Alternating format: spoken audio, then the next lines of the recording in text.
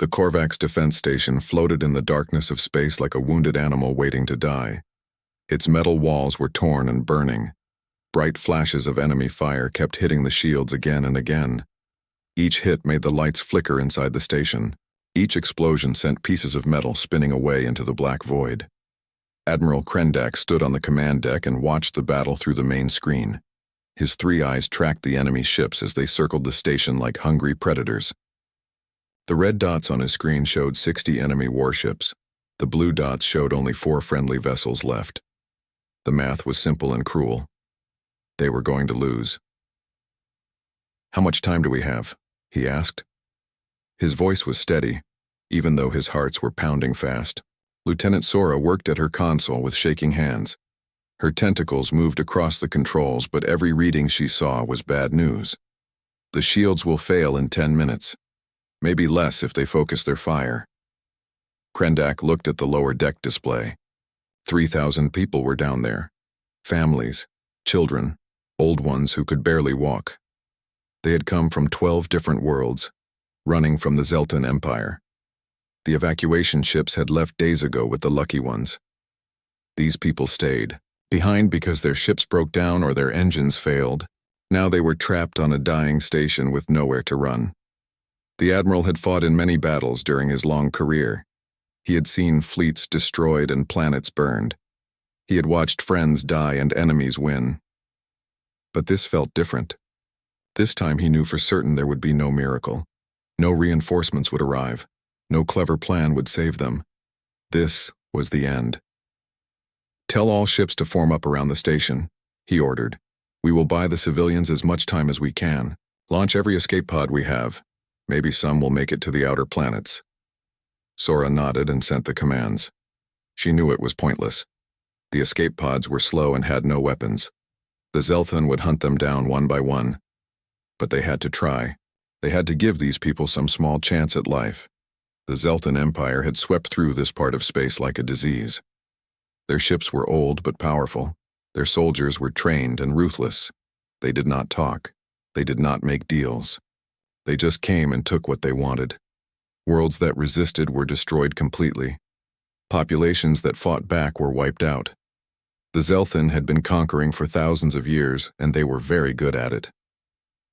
On the lead Zeltan warship, Commander Vex watched the dying station with cold satisfaction. The Korvax had been foolish to make their stand here. They were far from any help, far from their homeworlds. Now they would die and serve as a warning to others who dared to resist the Empire. "Increase the attack on the forward section," he commanded. "I want that station broken into pieces within the hour." His crew obeyed instantly. More weapons fired. More missiles launched. The Korvax shields glowed bright red as they struggled to absorb the punishment. Small explosions began to appear on the station's hull as the defenses started to fail in spots. Vex had led battles for 3 decades. He had destroyed hundreds of ships and conquered dozens of worlds. This battle was nothing special. Just another target to eliminate. Another step in the Empire's endless expansion. By tomorrow, this station would be debris, and his fleet would move on to the next system. Then his sensor officer made a sound of confusion. "Commander, I am detecting something strange. There is an energy signature appearing at the edge of the system." Vex turned his attention to the sensor display. "Reinforcements? Impossible. Our scouts have been watching every approach. No fleet could arrive without warning." "It is not a fleet, Commander, it is one ship. But the energy readings are enormous, unlike anything in our database." Vex felt a small stir of uncertainty. In 30 years of warfare, he had seen many types of ships, fast ships, big ships, heavily armed ships. But he had never seen sensor readings like these. The power signature was 10 times larger than any vessel in his fleet. That should not be possible. "Show me," he demanded. The main screen shifted to show the edge of the system. Space itself seemed to be tearing open. Not the normal shimmer of ships arriving from hyperspace. This was violent and wrong. Lightning crackled across the wound in reality. Energy poured out in waves that made the sensors scream warnings. Then the ship came through. It was massive. 3 kilometers long from front to back. The hull was dark gray metal that seemed to absorb light instead of reflecting it. The shape was all angles and sharp edges. It looked aggressive and dangerous, even sitting still. Weapons covered every surface. Gun ports, missile tubes, things Vex could not identify. The ship looked like it was built for one purpose only: war. On the Korvax station, every alarm suddenly went quiet. The tactical computers stopped calculating their defeat and started trying to understand what they were seeing. Admiral Krendak stared at the screen in disbelief. "What is that?" he whispered. Sora worked her controls frantically. "I am receiving a transmission. The signal is clean and strong. They are broadcasting in perfect galactic standard, but the accent is strange. Very strange." "What do they say?" Sora's tentacles trembled as she read the message. "They identify themselves as the UES Defiant, Terran Federation Navy." The Admiral felt ice form in his blood. Terran? That cannot be real. Humanity is a legend, a story the old explorers told. They are supposed to be extinct or to have never existed at all. "They are hailing the Zelthan fleet now," Sora said. She put the audio on the bridge speakers. The voice that filled the bridge was calm and controlled. It belonged to someone who was used to giving orders and having them obeyed.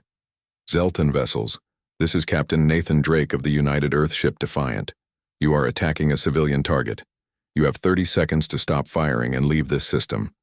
Krendak held his breath. Every being on the bridge stood frozen. In all the years of Zelthun expansion, no one had ever spoken to them this way. No one had ever given them ultimatums. The Zelthun were the ones who made demands. They were the ones who decided who lived and died. Commander Vex's response came quickly. His voice was full of contempt and anger. "Unknown vessel, you are interfering in Zelthan Imperial business. Leave immediately, or be destroyed like all who oppose us." There was a pause. Then the human spoke again. His tone had not changed at all. He sounded like someone commenting on the weather. 20 seconds. Vex felt rage building inside him. How dare this unknown captain threaten the Empire? He would teach these arrogant humans a lesson they would never forget, if they even survived long enough to learn it. "All ships, target the human vessel," he ordered. "Full weapons spread. Destroy it." 60 Zelthan warships turned away from the dying station and pointed their weapons at the new arrival. Plasma cannons charged. Missile racks opened. Kinetic guns loaded. It was enough firepower to turn a small moon into dust. The Zelthan had used this much force to destroy entire planetary defenses. One ship would not survive. The countdown reached 0, and the Zelthan fleet fired as one. The weapons fire from 60 Zelthan warships hit the human vessel all at once. Plasma bolts bright enough to blind. Kinetic rounds moving faster than sound. Missiles with warheads strong enough to crack open battleship armor. It was the kind of attack that could vaporize a city, or shatter a space station into dust. The UES Defiant did not try to dodge. It did not turn. It did not move at all. Instead, a barrier appeared around the ship. It shimmered like heat waves rising from hot ground. The incoming fire hit this shield and simply vanished. The energy bled away into nothing. The kinetic rounds stopped as if they had hit a solid wall. The missiles exploded harmlessly against an invisible surface. Not one single shot reached the hull of the human ship. On the bridge of the Defiant, Captain Nathan Drake stood with his hands behind his back. He watched the tactical display with eyes that had seen too many battles. Around him, his crew worked quietly at their stations. No one shouted. No one panicked. They were professionals doing a job they had trained for their entire lives. "Shields holding at 98%, reported the defensive systems officer. "Their weapons cannot penetrate our barrier." Drake nodded once. "Weapons, you may return fire. Target their engines first. I want them floating dead in space, but I do not want to kill anyone if we can avoid it." Lieutenant Commander Rachel Stone smiled from the weapons station. Her fingers moved across the controls with practiced ease. "Yes, sir." Railguns are charged and locked on target. The Defiant's main guns fired. Tungsten rods accelerated to nearly the speed of light. They were simple metal bars, but moving that fast, they hit with the force of nuclear weapons. The rounds passed through the Zelthan shields like the shields were not even there. They punched through armor that had protected these ships for hundreds of years. They tore through the engine rooms and came out the other side still moving. 3 Zelthan cruisers went dark instantly. Their engines exploded from the inside. Their power failed. Their momentum carried them forward, but they were dead ships now. Just metal coffins drifting through the void. Good shooting, Drake said calmly. Follow up with missiles.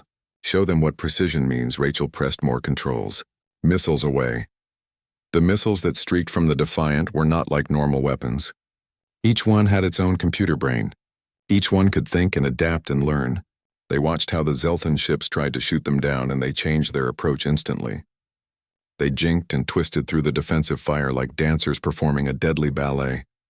When the missiles hit, they struck with surgical accuracy.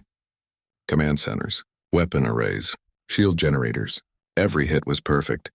Every explosion was exactly where it needed to be to disable but not destroy. 2 more cruisers lost power and went spinning away. A destroyer came apart when its reactor containment failed. Pieces of the ship scattered like leaves in wind. Commander Vex stared at his tactical display and felt something he had not experienced in decades. Fear. Real, gut-twisting fear. In less than a minute, this unknown human ship had crippled 6 of his best warships. His shields had not even slowed their weapons. His armor had been useless. His point defenses might as well have not existed. Evasive maneuvers, he shouted. All ships scatter. Pattern Delta formation. The Zelthan fleet broke apart like a flock of birds startled by a predator. Ships that had been moving in perfect formation moments ago now fled in every direction. Some went up. Some went down. Some accelerated straight away from the human vessel. It was the retreat pattern they had practiced 1,000 times but never thought they would actually need to use. It did not help. The human missiles tracked every ship. They calculated new trajectories thousands of times per second. They predicted where the Zelthan vessels would go before the Zelthan pilots even decided. More explosions bloomed in the darkness. More ships lost power and drifted helpless. On the Korvac station, Admiral Krendak watched in complete shock. His 3 eyes could barely process what they were seeing. The Zelthan fleet that had been destroying his station minutes ago was now being torn apart by a single ship. A single human ship. It was impossible, but it was happening right in front of him. They are not even trying to destroy the Zelthan, Lieutenant Sora whispered. They are just disabling them. Like the Zelthan are not worth the effort to kill. Krendak understood what she meant. This was not a battle. This was a lesson. The humans were showing the Zelthan exactly how outmatched they were. They were demonstrating power so overwhelming that resistance was pointless. It was both merciful and terrifying at the same time. Sir, the Zelthan are attempting to retreat, one of his officers reported. They are heading for the jump point. The Admiral watched as the surviving Zelthan ships turned and burned their engines at maximum power. They were running. The mighty Zelthan Empire that had conquered dozens of systems was running away from one human warship. He would not have believed it if he was not seeing it with his own eyes. Captain Drake watched the Zelthan flee on his tactical screen. Stone, are we tracking their flagship? Yes, sir. I can disable it at any time. Negative. Let them go, but send them a message first. Drake opened a channel to the Zelthan fleet. His voice was still calm and level. This is Captain Drake to all Zelthan vessels. You came here to kill civilians. You found us instead. Take your damaged ships and leave this system. If we see you attacking innocent people in this sector again, we will not show this much mercy. Do you understand me? There was no response from the Zelthan, but their ships kept accelerating away. Within minutes, they had jumped to hyperspace. Gone. The debris field of their disabled vessels was the only evidence they had ever been here. Damage report, Drake ordered. 0 damage to the ship, sir. Shields never dropped below 95%. All weapon systems operating normally. We are ready for another engagement if needed. Drake nodded. Good. Open a channel to the Korvac station. Time to introduce ourselves properly. A moment later, Admiral Krendak's face appeared on the main view screen. The alien looked stunned. His 3 eyes were wide and his translator unit was having trouble keeping up with his rapid breathing. Admiral, this is Captain Nathan Drake of the UES Defiant. I am reading 3,000 life signs on your station. Do you need help with evacuation or repairs? Krendak took several seconds to find his voice. Captain Drake, we are grateful beyond any words we possess for what you have done. You saved 3,000 lives today, but I must ask, who are you really? Where did you come from? Humanity is supposed to be a legend, a story from the ancient times. How can you be real? Drake allowed himself a small smile. Legends have a way of becoming real when people need them most, Admiral. As for where we came from, humanity has been quiet for a very long time. We have been watching the galaxy, learning, building, preparing. Now we are back. But why now? Why return after so long? The captain's expression became serious. Because we have been watching the Zelthun expand for years. We have seen what they do to worlds that cannot defend themselves. We decided it was time to remind the galaxy that there are lines that should not be crossed. Attacking civilians is one of those lines. Krendak looked at the debris field where Zelthun ships drifted powerless. You could have destroyed them all. Why did you only disable them? Drake was quiet for a moment before answering. Because humanity learned something important during our time away from the galaxy. Having the power to kill does not mean you should use it. We wanted those Zelthun crews to go home and tell their leaders what happened here. We wanted them to spread the word that attacking innocent people comes with consequences now. What if they come back with more ships? What if they bring their entire fleet? The human captain's eyes became cold and hard. Then we will bring more ships too. The Defiant is not alone, Admiral. We have 3 more vessels in this sector. And behind them the entire Terran Federation Navy. If the Zelthun want a real war, they can have one. But I do not think they will choose that path. Not after today. Krendak felt hope stir in his chest for the first time in months. Will you stay? Will you help protect this region? That is why we came, Admiral. We will maintain a presence here. We will respond to distress calls. And we will make sure the Zelthun and anyone else knows that civilian populations are off limits now. Drake paused. But understand something. We are not here to conquer or to rule. We are here to help, to protect, to give people like you and your refugees a chance to live in peace. That is all we want. The Admiral bowed his head in respect. Then you are welcome here, Captain. More welcome than you know. News of the battle spread across the galaxy faster than light itself. Within hours, every major government and council knew that humanity had returned. Within days, everyone knew what the human warship had done to the Zelthun fleet. Fear and hope spread in equal measure. Fear from those who had built empires on conquest. Hope from those who had suffered under their rule. The Galactic Council called an emergency meeting. Representatives from 50 different species crowded into the great chamber on the central station. The room buzzed with hundreds of conversations in dozens of languages. Everyone had questions. Everyone wanted answers. Chancellor Mira called the assembly to order. She was Korvax like Admiral Krendak, and her people had been saved by the human intervention. But as leader of the council, she had to remain neutral and consider all perspectives. We have all reviewed the sensor data from the engagement, she began. Her voice echoed through the chamber. A human warship appeared and single-handedly defeated a Zelthun battle group of 60 ships. This raises many questions. The most important is, what does humanity want now that they have returned? Ambassador Teln stood up. He was Vraxian, and his crystalline body reflected the lights of the chamber in rainbow colors. Chancellor, with all respect, I believe the real question is, what will humanity do with such power? The historical records show they were once aggressive and expansionist. What if they have returned to claim old territories? What if they want to rebuild their empire? Murmurs of agreement came from several parts of the chamber. The Vraxian had voiced what many were thinking but had been afraid to say. Ambassador Kelvin of the Merchant Clans stood next. The historical records are incomplete and often contradictory. What we know for certain is that humans helped establish this council 5,000 years ago. They were founding members. Perhaps we should ask them directly what their intentions are instead of assuming the worst. I agree, said Chancellor Mira. We should speak with them before making any judgments. As if summoned by her words, a communication signal arrived at the council station. The origin was unknown, but the signature matched the human vessel. Chancellor Mira did not hesitate. Accept the transmission and project it to the assembly floor. The hologram that appeared was life-sized and remarkably solid for a projection. Captain Nathan Drake stood in the center of the chamber wearing a dark blue uniform with simple insignia. His face was calm and his eyes moved across the assembled representatives with the confidence of someone used to addressing important gatherings. Honored members of the Galactic Council, he said with a slight bow of his head. I am Captain Nathan Drake of the United Earthship Defiant. On behalf of the Terran Federation, I formally request permission to address this assembly regarding recent events and humanity's return to galactic affairs. Chancellor Mira stood and returned the bow. Permission is granted, Captain Drake. Though I admit we are all very surprised to see humanity after such a long absence.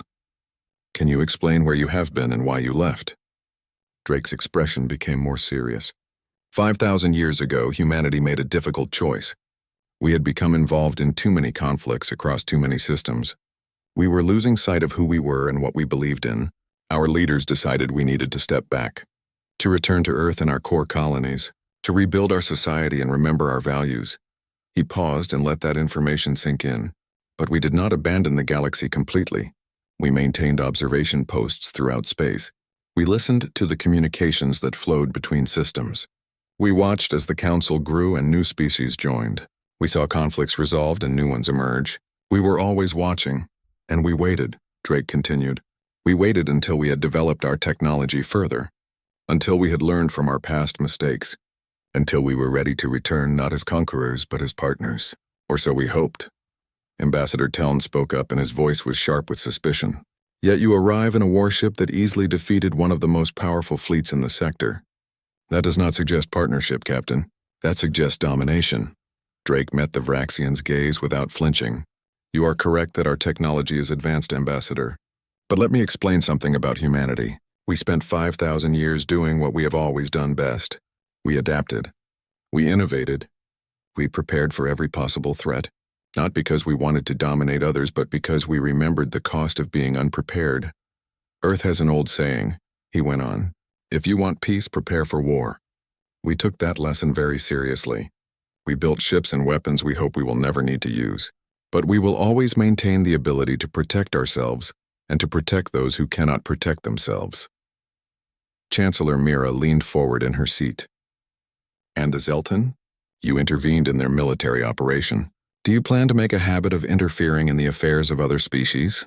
Drake's eyes became hard as steel. The Zelton were attacking 3,000 civilians, Chancellor.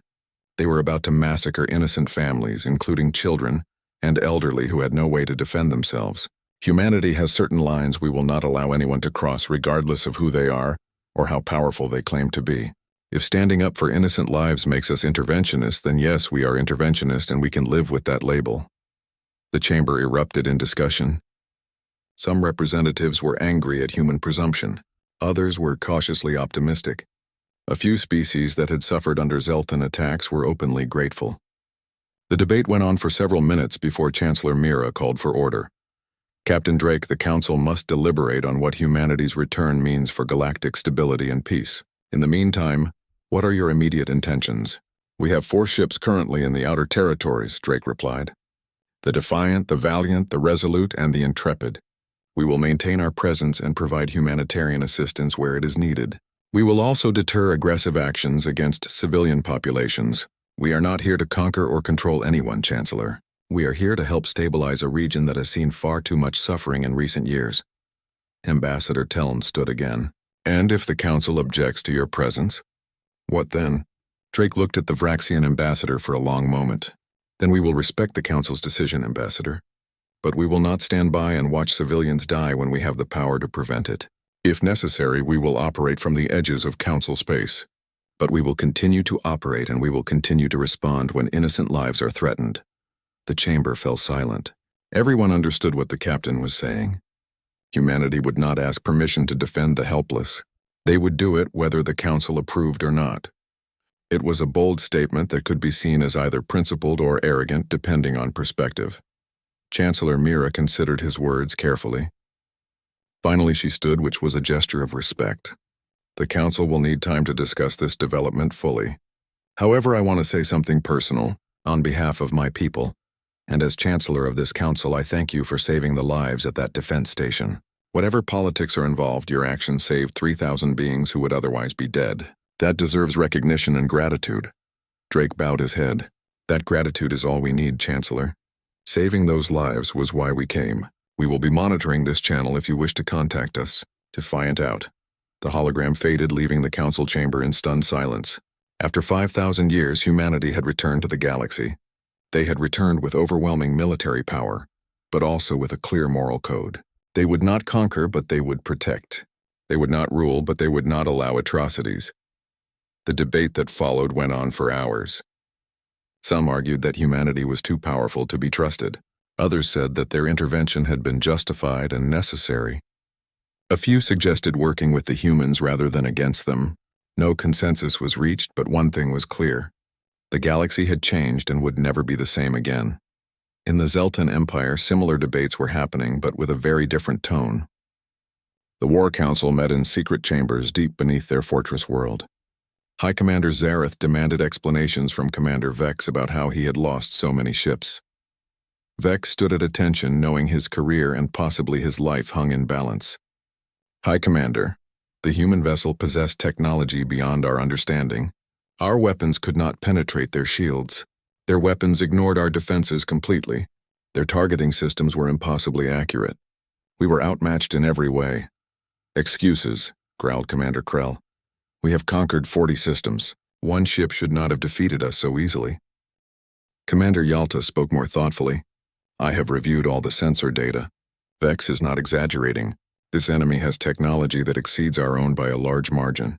The question we must answer is not whether we can defeat them with our current forces, but whether we should engage them at all. The War Council fell silent. The Zeltan Empire had not retreated from any fight in living memory. Their entire culture was built on victory through superior force. You suggest we show weakness? Zareth asked dangerously. I suggest we gather intelligence first, Yalta replied calmly. These humans claim to be returning after 5,000 years. That means there may be historical data we can use. Information about their weaknesses or their... 3 months passed after the battle at the Korvax station. The 4 human warships patrolled the outer territories, and their presence changed everything.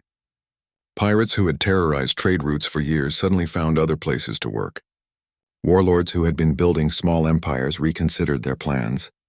Even the Zeltan Empire pulled back from the border systems and watched carefully from a distance. Captain Nathan Drake sat in his ready room aboard the Defiant reviewing reports. In 3 months, they had responded to 14 distress calls. They had stopped 6 pirate raids. They had mediated 2 border disputes between minor powers. The pattern was clear. Humanity's return was having an effect far beyond simple military presence. His door chimed. Enter. Commander Rachel Stone came in carrying a datapad. Captain, we have been analyzing the Zeltan movements along the border. They are regrouping their forces but not advancing. It looks like they are waiting for something. Drake nodded slowly. They are studying us, learning our patterns, trying to find weaknesses. It is what I would do in their position. Should we be worried? Always, Drake replied. But remember why we are here. We are not trying to conquer the Zeltan. We are here to protect people who cannot protect themselves. If the Zeltan want to study us, let them. Maybe they will learn that we are willing to live in peace with anyone who respects basic rules of civilization. Stone smiled slightly. And if they do not learn that lesson? The captain's face became hard. Then we will teach them more forcefully. But I hope it does not come to that. Humanity does not enjoy war. We are just very good at it when necessary. He walked to the window and looked out at the stars. 5,000 years ago we left because we were becoming what we hated. Empire builders, conquerors, the strong crushing the weak. We promised ourselves we would never become that again. But we also promised, he continued quietly, that we would never stand by and let others inflict that fate on innocent people. It is a difficult balance to maintain. Sometimes I wonder if we can walk that line successfully. Stone moved to stand beside him. We can, sir. We remember what we were, and we choose every day to be better. That choice is what makes the difference. The test of that philosophy came 3 weeks later in a system called Viridian Prime. A Zeltan task force entered the system and began bombarding the colony world below. 2 million civilians lived on that planet. A mixture of species with minimal defenses. They were helpless against the attack. The UES Resolute under Captain Linda Monroe was the nearest human ship. She arrived to find 8 Zeltan cruisers in tight formation with their weapons firing down at the planet. Cities were burning. Evacuation centers were being destroyed. People were dying with every passing second.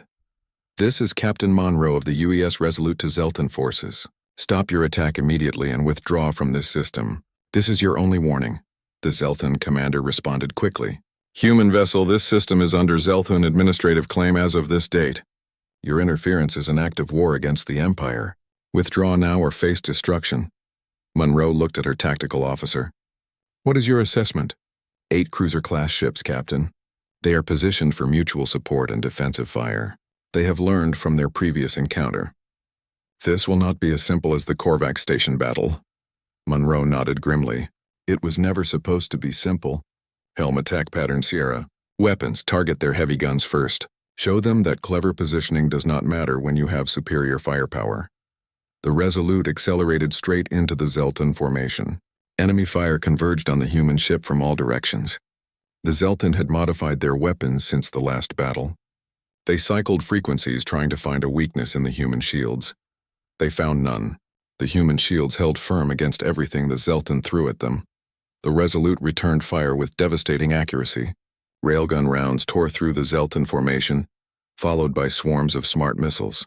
Within 3 minutes, 3 enemy cruisers were drifting powerless. Their engines were destroyed. Their weapons were offline. They were floating wrecks, but the remaining 5 Zelton ships held their position. Even as they fought the human vessel, they continued bombarding the planet below. They were sending a clear message. They would complete their mission even if it cost them everything. Monroe watched her tactical display and made a decision. Weapons Officer Authorization Code Monroe 77 Alpha. Load penetrator warheads and target the command cruisers. We are ending this now. The tactical officer looked up in surprise. Captain, penetrator warheads will completely destroy those ships, not disable them. I am aware, Lieutenant, but they are killing civilians while we speak, and I will not allow that to continue for even 1 more second. Fire when ready. The penetrator rounds were designed to defeat any known shielding through pure kinetic force combined with exotic matter principles. When they hit the 2 Zelton command cruisers, the results were catastrophic. Both ships disintegrated completely, torn apart by forces that overwhelmed every structural system. Pieces scattered in all directions. The 3 remaining Zelton ships immediately broke formation and fled at maximum speed toward the jump point.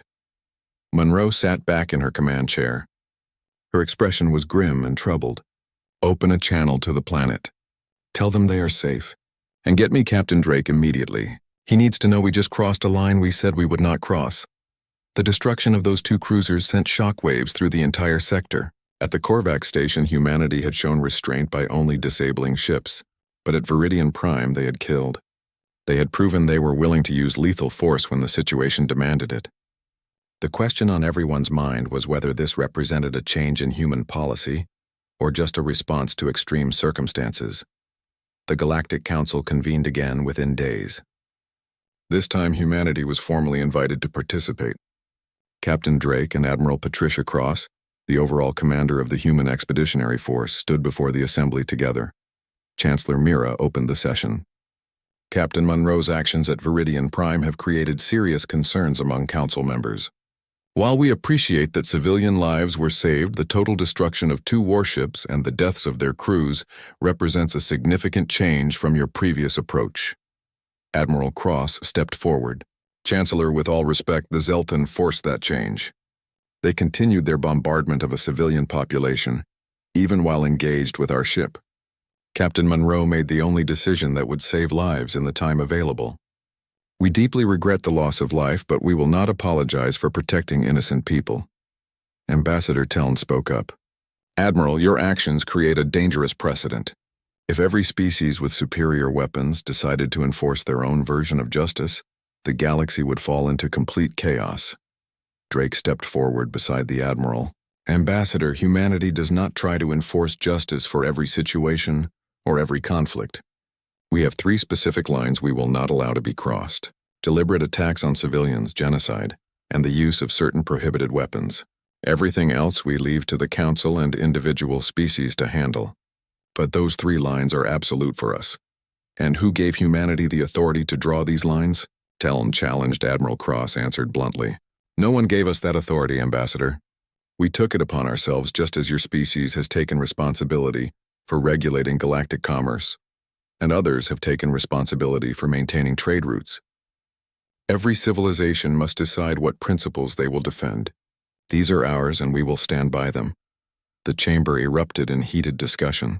Arguments flew back and forth about sovereignty versus protection, about power versus responsibility, about whether humanity had the right to act as it had.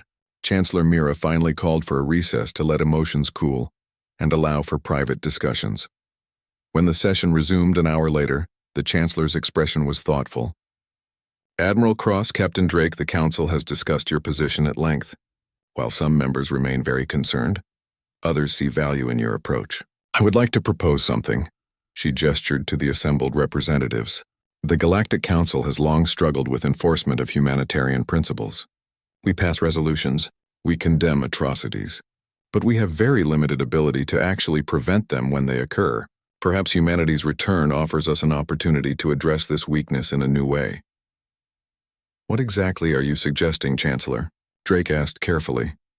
I propose the creation of a joint humanitarian response force, overseen by both the Council and the Terran Federation together.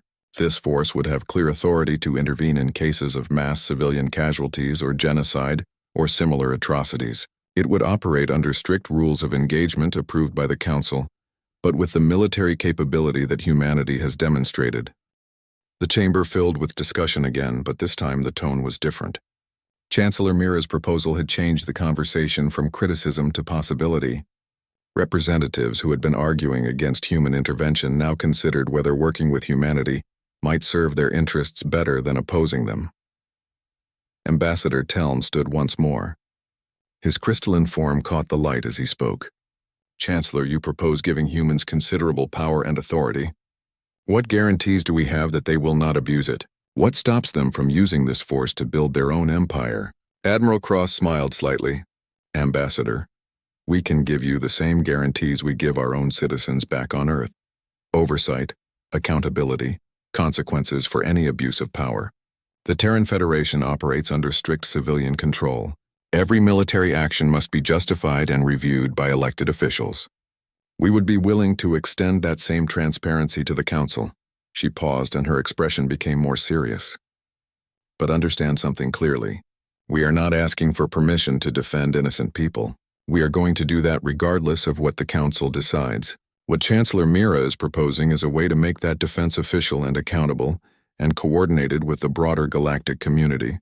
Working together is better than us operating independently. Chancellor Mira nodded in agreement. Indeed. And to address concerns about human dominance, I propose that the response force include volunteer ships and personnel from other Council species.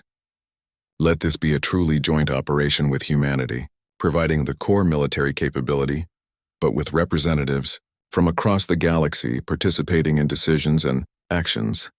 This suggestion seemed to ease many concerns. Several ambassadors who had been silent now spoke up in support. The idea of a multinational force was more acceptable than human ships acting alone. After hours of debate, the Council voted. The Humanitarian Response Force was approved with strong majority support.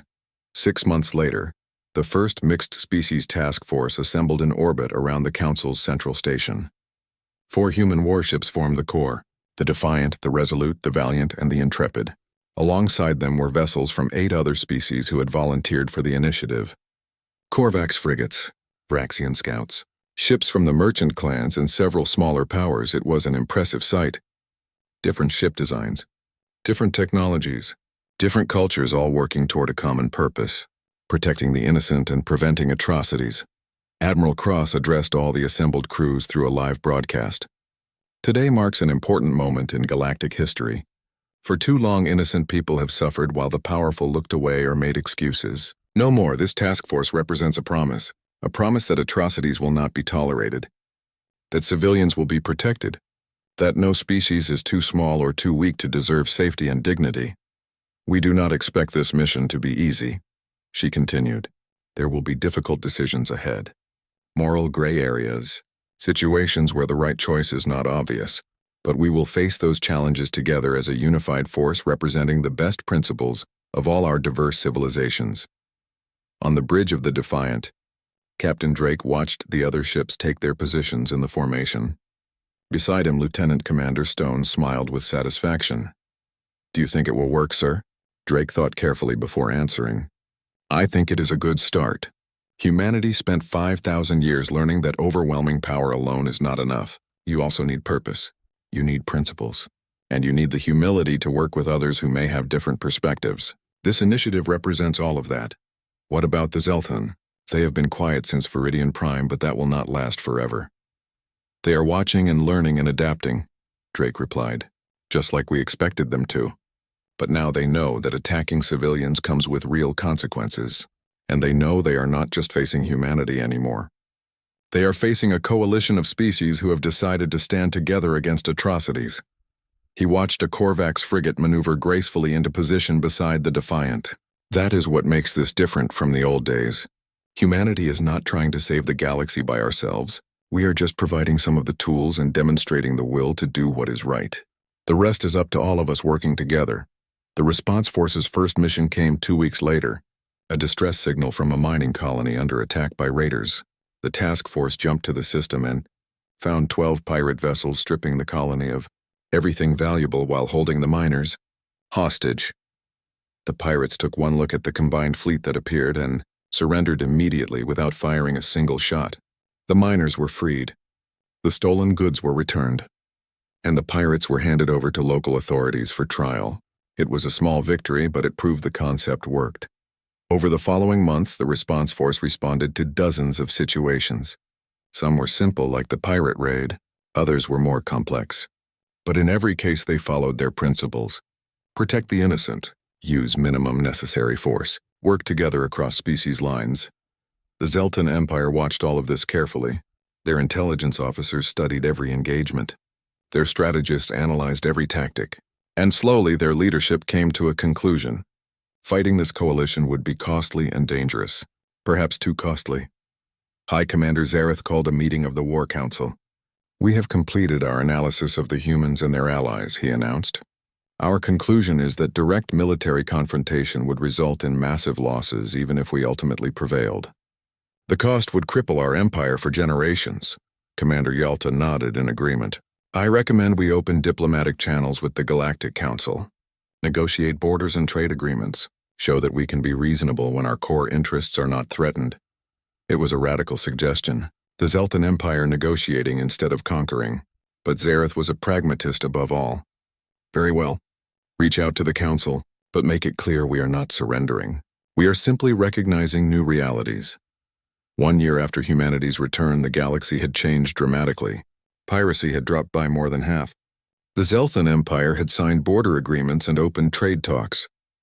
3 potential conflicts had been resolved through mediation before they could escalate into war. And most importantly, thousands of civilian lives had been saved that would otherwise have been lost. But perhaps the biggest change was psychological. The galaxy had remembered something important. That strength and compassion were not opposites. That power could be used to protect instead of dominate. That different species could work together toward shared values. In a ceremony at the council station, Chancellor Mira presented Admiral Cross with a crystal sculpture. It was a traditional Korvax symbol representing unity and cooperation. Admiral, on behalf of the Galactic Council and the billions of beings who have benefited from the Response Force's work, I thank humanity for returning when we needed you most. Cross accepted the sculpture with genuine humility. Chancellor, humanity did not save the galaxy. We simply reminded everyone of something that was already there. The courage to stand up for what is right even when it is difficult or dangerous. That courage exists in every species represented here today. She looked out the viewport at the assembled fleet, human ships alongside vessels from 24 other species all working together. 5,000 years ago we left because we had forgotten important lessons about power and responsibility. We lost sight of our values. This time we will not forget. This time we remember that strength without purpose is just violence, and power without compassion is just tyranny. In the darkness between stars, the UES Defiant and its sister ships continued their patrols. They were joined now by allies from across the galaxy. Together they watched for those who would prey on the weak. Together they stood ready to respond when hope seemed lost and innocent people needed protection. Captain Drake stood on his bridge and looked at the star charts showing their patrol route. So many systems, so many worlds full of people just trying to live their lives in peace. They deserved that peace. They deserved to feel safe. And humanity had returned to help guarantee it. Not through conquest or domination, not by building an empire or imposing their will, but by standing up when others could not, by protecting those who needed protection, by showing that power could be used for good. That was what humans did best. They showed up when needed most. They fought when fighting was necessary, and they always stood for those who could not stand for themselves. The galaxy had thought hope was lost. Then a human warship tore through the stars and reminded everyone what hope looked like. It looked like people of all species working together. It looked like strength used wisely. It looked like a future where the innocent could live without fear, and that future was just beginning.